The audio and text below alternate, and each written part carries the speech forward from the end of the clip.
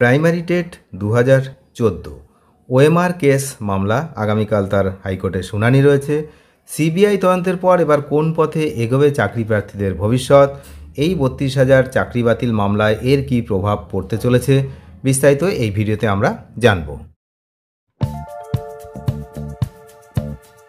কলকাতা হাইকোর্টে 2014 সালের primary TET OMR কেলেঙ্কারি মামলা বিচারপতি রাজস্বী ভরদ্বাজের বেঞ্চে আগামীকাল অর্থাৎ 18ই আগস্ট 2025 এই মামলা শুনানি হতে চলেছে, যা পশ্চিমবঙ্গের হাজার হাজার চাকরি প্রার্থীর ভাগ্য নির্ধারণের একটি গুরুত্বপূর্ণ মোড় হতে পারে বলেই আমাদের ধারণা। এই মামলা, যা রবিউল হক বনাম পশ্চিমবঙ্গ রাজ্য তাদের নামে যে মামলাটি রয়েছে, দীর্ঘদিন ধরে আইনি লড়াইয়ের সাক্ষী থেকেছে এই মামলা। এবং এই যে শুনানিতে কিন্তু আগামীকালের শুনানি কিছু চাঞ্চল্যকর তথ্য উঠে আসতে পারে। 2014 সালের যে প্রাইমারি টেট পরীক্ষা হয়েছিল আপনারা জানেন, তার ওএমআর সিট সংক্রান্ত অস্বচ্ছতার অভিযোগকে কেন্দ্র করেই এই মামলার সূত্রপাত হয়। মামলাকারীদের প্রধান দাবি ছিল বারবার আরটিআই আবেদন এবং নির্দিষ্ট অর্থ জমা দেওয়া সত্ত্বেও তাদের মূল ওএমআর সিট দেখতে পাননি। এই মামলাটি প্রথমে বিচারপতি অভিজিৎ গঙ্গোপাধ্যায়ের বেঞ্চে ছিল এবং তার রায়ে বহুবার আলোড়নও সৃষ্টি হয়েছে।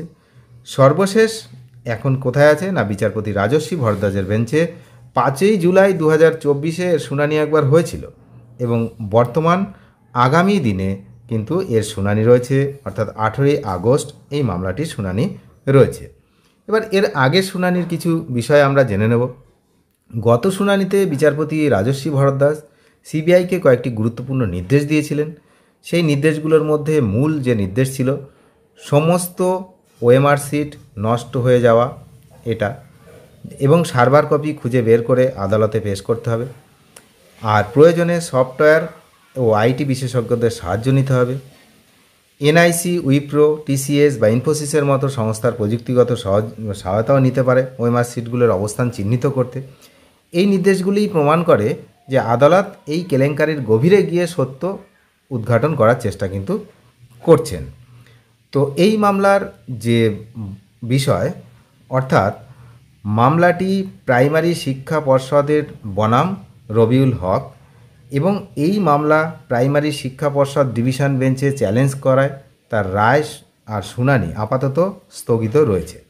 ডিভিশন বেঞ্চ থেকে কোনো নির্দিষ্ট নির্দেশ না আসায় সিঙ্গেল বেঞ্চের পক্ষে এই বিষয়ে হস্তক্ষেপ করা সম্ভব হচ্ছে না, যা মামলাটিকে আরও দীর্ঘায়িত করছে।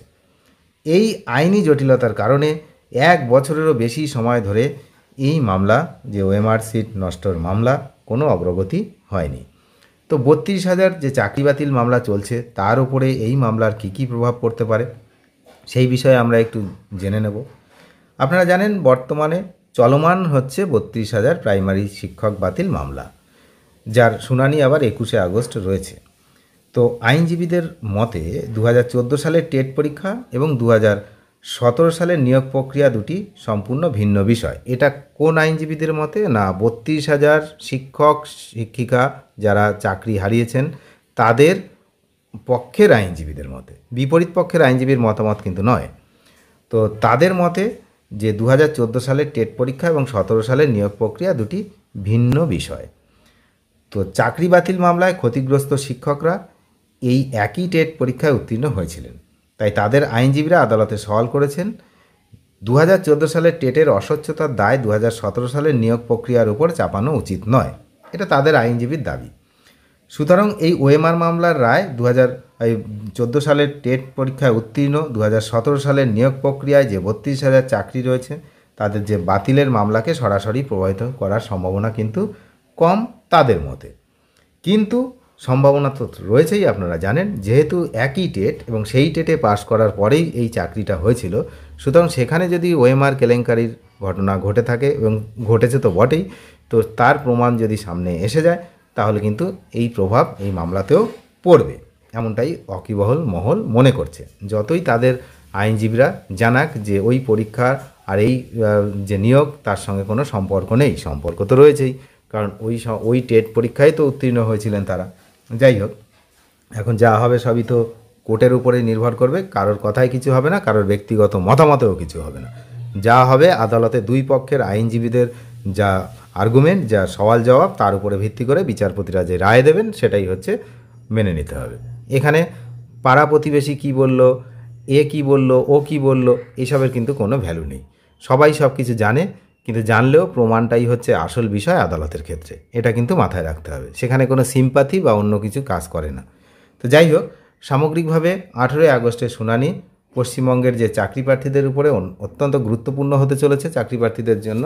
তার কারণ ওএমআর সিট মামলা, এবং সেই মামলা আবার 32,000কে কেন্দ্র করেও কিন্তু সংযুক্ত হতে পারে এবং সরাসরি প্রভাবও পড়তে পারে।